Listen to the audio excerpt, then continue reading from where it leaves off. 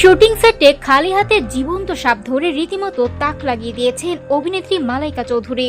আর সেই দৃশ্যের ভিডিও প্রকাশ্যে আসতেই রীতিমতো চমকে গেছেন নেটিজেনরা। অভিনেত্রী মেহজাবিন চৌধুরীর ছোট বোন মালাইকা চৌধুরী বড় বোনের পথ অনুসরণ করে এর মধ্যে সবিজে নিজের জায়গা তৈরি করতে শুরু করেছেন।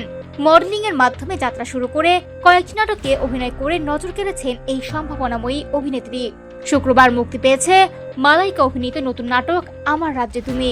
মাশরিকুল আলমের পরিচালনায় নাটকটিতে তার সঙ্গে জুটি বেঁধেছেন তৌসিফ মাহবুব আর অভিনয় করেছেন কেয়া পায়েল। নাটকটি মুক্তির পরই সামাজিক মাধ্যমে শুটিং সেটের সেই সাপ ধরার ভিডিও প্রকাশ করেন মালাইকা।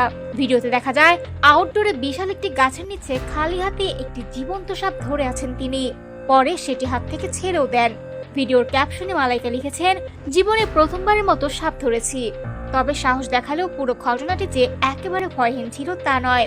মালাইকা জানান, পরিচালক মাশরিকুল ভাই তাকে সাপ ধরতে বলেছিলেন। প্রথমে সাহস করে রাজি হলেও সাপটি হাতে নেওয়ার পর যখন সেটি তার দিকে উঠে আসতে শুরু করে তখনই ভয়ে চিৎকার করে ওঠেন তিনি। এদিকে আমার রাজ্যে তুমি মুক্তির পর মালাইকার অভিনয় প্রশংসা কুড়াচ্ছে দর্শকদের। নাটকে তার চরিত্রের নাম সাদিয়া জাহান বৃষ্টি। মালাইকার ভাষ্য, এটি গতানুগতিক প্রেমের গল্প নয়, বরং আবেগ ও গভীরতায় ভিন্ন ধর্মী একটি গল্প।